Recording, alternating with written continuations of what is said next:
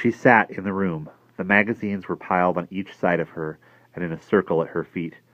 She had made a little castle with portcullises of words, and into this she was withdrawn.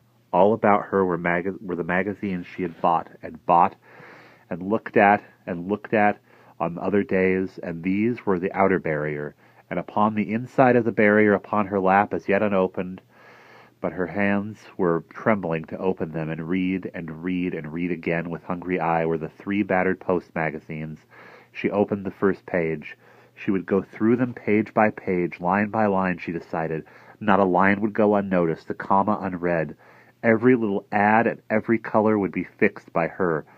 And, she smiled with discovery, in those other magazines at her feet were still advertisements and cartoons she had neglected. There would be little morsels of stuff for her to reclaim and utilize later.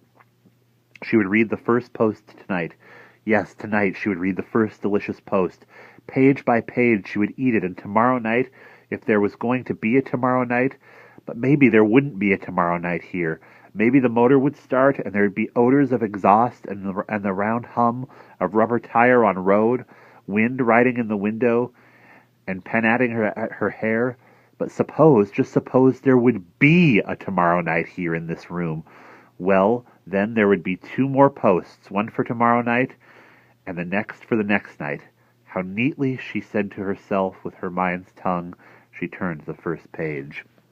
She turned the second page. Her eyes moved over it, and her fingers, unknown to her, slipped under the next page and flicked it in preparation for turning, and the watch ticked on her wrist, and time passed, and she sat turning pages hungrily, seeing the framed people in the pictures, people who lived in another land, in another world, where neons bravely held off the night with crimson bars, and the smells were home smells, and the people talked good fine words.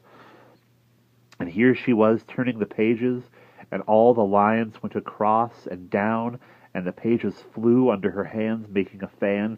She threw down the first Post, seized on and rifled through the second in half an hour, threw that down, took up the third, threw that down a good 15 minutes later, and found herself breathing stiffly and swiftly in her body and out of her mouth. She put her hand up the back of her neck.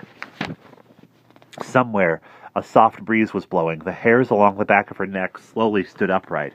She touched them with one pale hand, as one touches the nape of a dandelion. Outside in the plaza, the street lights rocked like crazy flashlights on the wind. Papers ran through the gutters in sheep flocks. Shadows penciled and slashed under the bucketing lamps.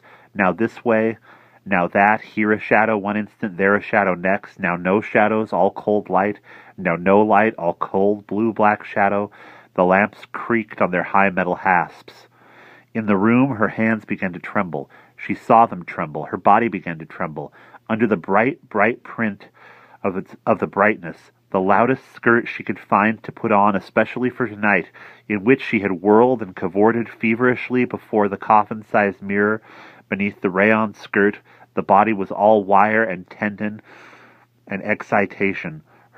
Her teeth chattered and fused and chattered. Her lipstick smeared, one lip crushing another. Joseph knocked on the door.